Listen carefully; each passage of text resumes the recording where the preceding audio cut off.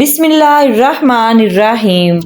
السلام علیکم پیارے دوستو، آج آپ کو میں سناؤں گی خانہ کعبہ کی تعمیر اور حجر اسود کے تنازع کا فیصلہ کیسے نبی پاک صلی اللہ علیہ وآلہ وسلم نے اپنی معاملہ فہمی سے طے فرمایا۔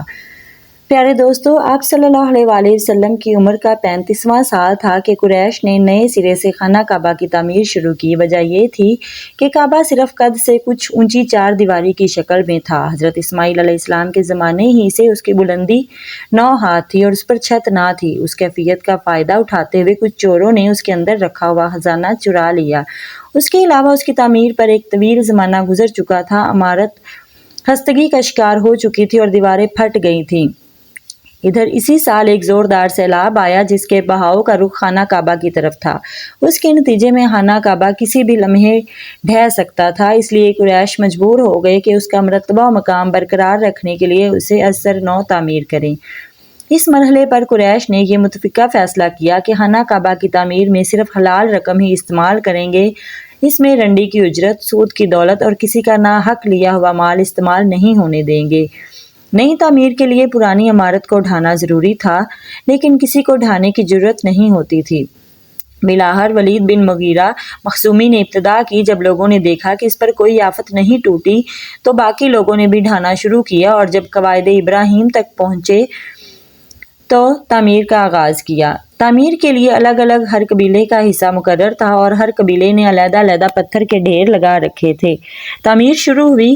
باقوم نامی ایک رومی معمار نگراں تھا۔ جب عمارت حجر اسود تک بلند ہو چکی تو یہ جھگڑا اٹھ کھڑا ہوا کہ حجر اسود کو اس کی جگہ رکھنے کا شرف و امتیاز کسے حاصل ہو۔ جھگڑا 5 روز تک جاری رہا اور رفتہ رفتہ اس قدر شدت اختیار کر گیا کہ معلوم ہوتا تھا سرزمین خرم میں سخت خون خرابہ ہو جائے گا۔ لیکن ابو امیہ مخزومی نے یہ کہہ کر فیصلے کی ایک صورت پیدا کر دی کہ مسجد حرام کے دروازے سے دوسرے دن جو سب سے پہلے داخل ہو اسے اپنے جھگڑے کا حکم مان لے۔ لوگوں نے یہ تجویز منظور کر لی۔ اللہ کی مشیت کہ اس کے بعد سب سے پہلے رسول اللہ صلی اللہ علیہ وآلہ وسلم تشریف لائے۔ لوگوں نے آپ صلی اللہ علیہ وآلہ وسلم کو دیکھا تو چیخ پڑے کہ یہ امین ہیں، ہم ان سے راضی ہیں، یہ محمد صلی اللہ علیہ وآلہ وسلم ہیں۔ پھر جب آپ ان کے قریب پہنچے اور انہوں نے آپ صلی اللہ علیہ وآلہ وسلم کو معاملے کی تفصیل بتائی تو آپ صلی اللہ علیہ وآلہ وسلم نے ایک چادر طلب کی، بیچ میں حجر اسود رکھا اور متنازع قبائل کے سرداروں سے کہا آپ سب حضرات چادر کا کنارہ پکڑ کر اوپر اٹھائیں۔ انہوں نے ایسا ہی کیا۔ جب چادر حجر اسود کے مقام تک پہنچ گئی تو آپ صلی اللہ علیہ وآلہ وسلم نے اپنے دستے مبارک سے حجر اسود کو اس کی مقررہ جگہ پر رکھ دیا۔ یہ بڑا معقول فیصلہ تھا، اس پر ساری قوم راضی ہو گئی۔ ادھر قریش کے پاس مال حلال کی کمی پڑ گئی، اس لیے انہوں نے شمال کی طرف سے کعبہ کی لمبائی تقریباً 6 ہاتھ کم کر دی۔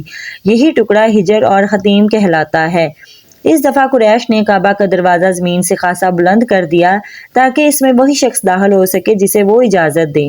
جب دیواریں 15 ہاتھ بلند ہو گئیں تو اندر 6 ستون کھڑے کر کے اوپر سے چھت ڈال دی گئی اور کعبہ اپنی تکمیل کے بعد قریب قریب چکور شکل کا ہو گیا۔ اب خانہ کعبہ کی بلندی 15 میٹر ہے۔ حجر اسود والی دیوار اور اس کے سامنے کی دیوار یعنی جنوبی اور شمالی دیواریں 10-10 میٹر ہیں۔ حجر اسود مطاف کی زمین سے 1.5 میٹر کی بلندی پر ہے۔ دروازے والی دیوار اور اس کے سامنے کی دیوار یعنی پورب اور پچھم کی دیواریں 12-12 میٹر ہیں۔ دروازہ زمین سے 2 میٹر بلند ہے۔